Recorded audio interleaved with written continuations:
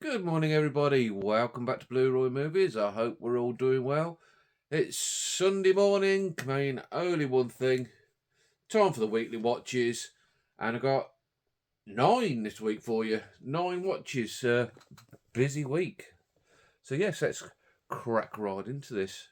First up on last Sunday morning, I started off with a watch of Black Tuesday with Edward G. Robinson.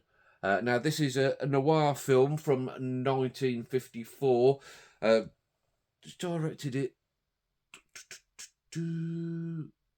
Directed by Hugo Fregonese, who I'm not too au fait with, to be honest. I don't think I've seen any of his other films, but this, it's like I say, stars Edward G. Robinson, and he is on death row, and the night of his execution, he manages to escape with this other guy who was also due to be executed, who was a bank robber who stole, I think it was $200,000 and killed a policeman in the process. Now, Edward G. Robinson, he's like a mobster boss, and he goes on the run with this guy and to get the money so that they can start a new life. And it all ends up in a hostage type situation. And yeah, really, really good film noir. Edward G. Robinson just marvellous in this. If you've seen the film Key Largo, he could almost be the same character as this sort of snarling mob boss that he does so well. In fact, it's just a great actor the guy was. Uh, Even if he played like a Dan with his look, sort of heel type of guy, he was equally as good, which was just testament to how good the guy was, I think. Yeah, Black Tuesday on the Eureka Masters of Cinema label. I've had it for quite a while, sat down. It took me a while to get round to it, but I'm glad I did because, yeah, fantastic film noir that I could highly recommend to everybody. Yeah, good stuff. Next up, in a film from Neil's favourite John Guillermin, the 1976 version of King Kong. Now, when this one first started up into the 4K player, it come up with one of them messages, and I'm paraphrasing here, that the film reflects values of a different era, which, when I see that, it always perks my interest just to see if I can spot what they're on about. Sometimes I can't even. But I think what they were getting at, it's got Jessica Lange in, and she boards a ship and the crew are all wolf whistling at her, and she's enjoying the attention and she's smiling. Now, if that is what warrants a warning at the start of a film these days, like a bird getting wolf whistle. Oh God, I've said bird now. I'm going to have to put a warning on the start of my video. A young lady getting wolf whistled and enjoying the attention, and that's going to upset him. What's the world coming to? Sometimes I despair. But I think she was only in it for eye candy purposes, actually, which is actually an integral part of the plot because King Kong's gonna fall in love with her. As a film itself, I quite enjoyed it. It's obviously not a patch on the 33 classic. I put it about the same level as the Jack Black one, but it's a lot shorter, which has got that going for it. Yeah, Jeff Bridges in it, very good. You all know the story. This time, it's an oil drilling expedition that's gone out to the island to see if they can find oil, and they bring Kong back with him. It's the same story as the other ones. I do like that they change it up a bit and use the World Trade Center, and even to this day, like when I see the World Trade Center, it gives me goosebumps a little bit remembering what happened that day. But I do kind of enjoy seeing it immortalised on film, the World Trade Center. Yeah, King Kong, the Guillermin 70s version, good film. Overall, I enjoyed it. Next up was this Alan Ladd Veronica Lake film. I think Ian at Forkable, he'd been watching this in one of his latest videos, and it just reminded me that I had it on the shelf and I hadn't got to it yet, and I'm really glad I did because I really enjoyed it. Yeah, Alan Ladd, Veronica Lake, a beautiful Veronica Lake. What a lovely looking lady she was, and she's always good in everything. This is all about Ladd's character, him and a couple of chums. They're in the Air Force in World War II. They're a bomber crew, and he comes back and he wants to surprise his wife and a lad. But when he gets to the house, he finds that she's leading this other life as a party girl, and she's got a boyfriend on the go. And obviously, lad's not best chuffed about this. It ends up in that same night, his wife being killed by a gunshot, and of course, the finger of suspicion falls on lad, as obviously it would. And it's all about lad trying to clear his name and seeing who actually did do it. And when it was announced who it was, it totally surprised me, which kudos to that. Yeah, really good film. And I think it's 3 or 4 films that Ladd and Lake did together. I know there's this one, My Gun for Hire, or Gun for Hire. This Gun for Hire, I think. That's one of them anyway. And then a couple more. So if you know of the other couple and can recommend them, please let me know down below, because yeah, I really enjoyed this, and thanks Ian that you watched this and finally pushed me in the right direction. Next up, in a stone cold 100% classic 5-star film, the original Dirty Harry, a rewatch for me, a great police crime detective one with Harry Callaghan, played by the ever brilliant Clint Eastwood, tracking down the Scorpio killer, who's actually played brilliantly as well. And I can't remember the guy's name who played. I don't think I've seen him anything, but what a character the Scorpio killer was. What heinous crimes he carried out across the city of San Francisco. And you know what? I always thought like maybe cop killings was a rare thing, but at the start of this film, they had like a scroll of like policemen that have been killed in duty in San Francisco, and like it's 3 or 4 every year, which really surprised me. I know it's a dangerous job, but I didn't quite expect all that amount of people to be killed. Yeah, Dirty Harry, brilliant film. The do you feel lucky speech he does, just brilliant stuff. And you know what? I've only seen the first one. I should get onto the rest of them. It's too much shame, really. I'm not expecting them to be as good as Dirty Harry, but I'm sure they're going to be equally as enjoyable. Yeah, Dirty Harry, just stone cold classic, like I say. Yeah, wonderful stuff. And next up for myself was The Blue Lamp, from director who's a friend of the channel, Basil Dearden. I do like Basil Dearden. I've watched quite a few of his films recently, as you guys will know that watch the channel. Yeah, this is a Blue Lamp, a 1950s British film starring Jack Warner, Jimmy Hanley, Dirk Bogarde. And Jack Warner is a policeman. He's about to retire, and he's got the task of training Jimmy Hanley up, who's a young up-and-coming kid who's just joined the police force. And one night they stumble upon Dirk Bogarde, who's this villain, and again, Dirk Bogarde, always a brilliant villain, and really favourite actor of mine. When he plays the edgy characters, I don't think there's many people who could touch him. Yeah, I really like Dirk Bogarde. And Warner's character ends up being shot and killed. Sorry, spoilers, but I can't speak about it much without spoiling it a bit.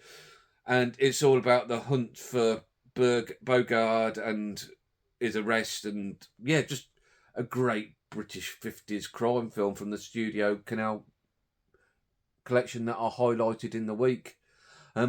Interestingly, these 50s films, I always think the policemen are so much more respectful to the public than policemen are today. It's sir and madam and holding the doors open for people. And I don't know whether that's just in the films or it was like that. And surprisingly, I'm not that old that I can remember. But yeah, I'm always impressed by policemen in these films and just how respectful they were, because unfortunately, I don't think it's like that today. Yeah, great film, The Blue Lamp.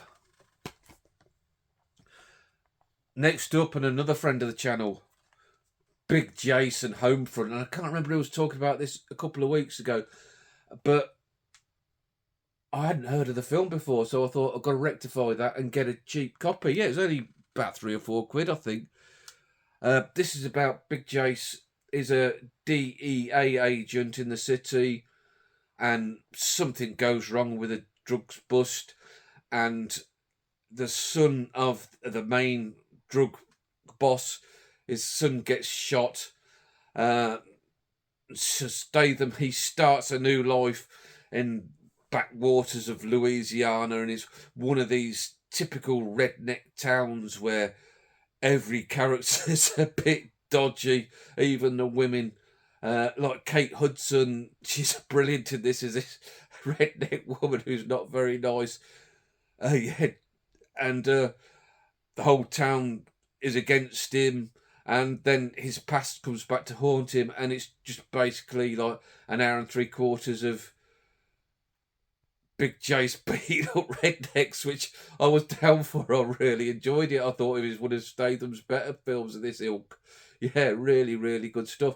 It made me think, actually, these redneck towns, are they actually like that? Maybe some of my American viewers can tell me, like, or is it just for the films? Because I bet if you go there, really, they're really nice people, and they'll probably get pissed off with films like that, depict them as hard drinking, pot smoking villains will kill you for the price of £1.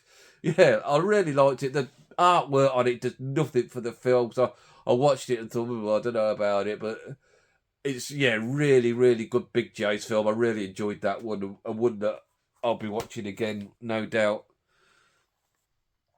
Next up for myself, another rewatch and another film I really enjoyed that I don't think many people talk about. Directed by Doug Liman, I think it is. Tom Cruise in An American Made. Now, this is a true story, and they've got to be ad-libbing a bit for the film, because this guy's life couldn't have been as exciting as it was, really. This guy, he gets recruited by the CIA because he's a really good pilot, and he's recruited, I think it's in the 70s, late 60s, early 70s, to go into the hot spots of communist South America, Cuba and Panama and places like that, to do reconnaissance photography so they can keep an eye on the communist movement.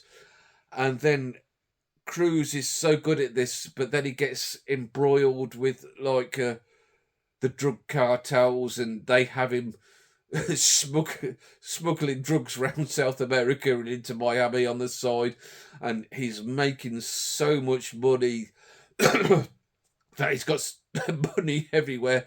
He's running out of places to hide it, running out of places to bury it, because he's got that much money that he can't launder it as quick as he's getting it. And what an exciting ends up is at the White House and all sorts. And that's why I say it can't be like true to how it went, the film, because it just wouldn't happen, I don't think. But Cruise is great in this. I do like Tom Cruise. I know he has a lot of detractors, but I do like Tom. And yeah, another film that I just really enjoyed. Yeah, wonderful stuff. If you haven't seen that by any chance, give it a watch, because I think it's fab. Yeah, I think I rated it 4 stars. Yeah, great, great stuff. American Made. Now here's one for you.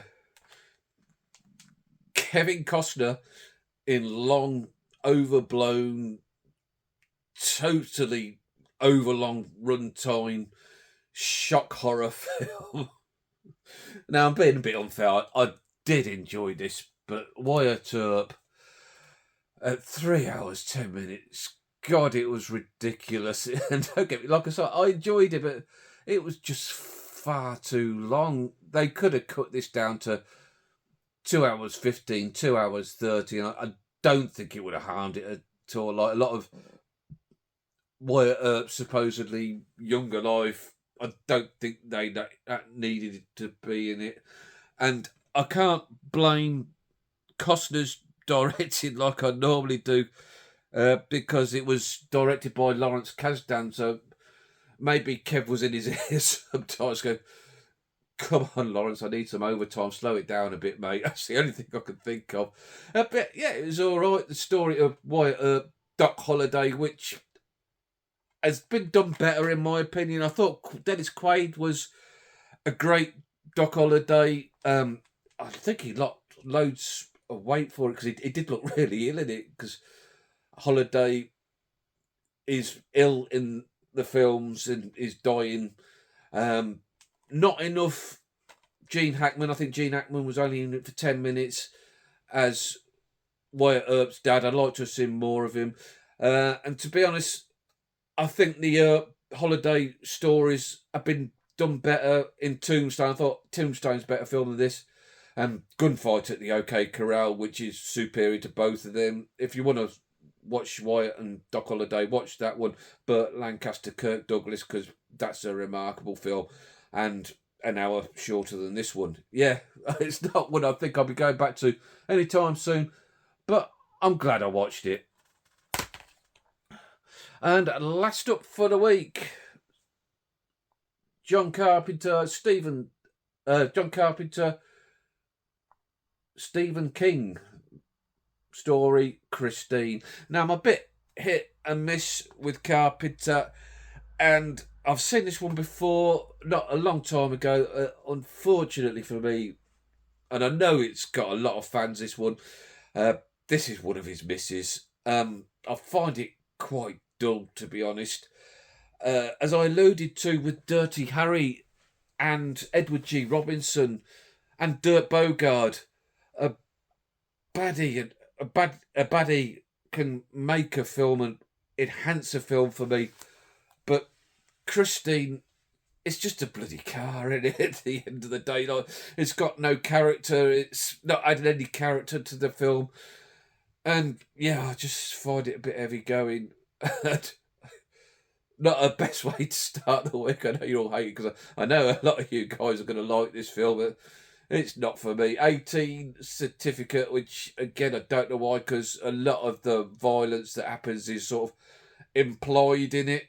Yeah, I think I got this in the indicator saying when it's 3 for a fiver, and I think it trades in for £8. So, to be honest, I'm probably gonna trade it and make a shelf space for something else. Yep. So that was it for the week. 9 titles of varying quality, but all in all, a good week, I believe. Yep, so give us a thumbs up if you've liked what I've done today. Maybe think about subscribing if you want to hear more of this twaddle. And I'll catch you guys midweek for something, maybe a pick-up video. We'll see how it goes, see how the mood takes us, eh? Have a good week. Hang loose, take it all easy. You'll be good, and I'll catch you later. Ta-ra.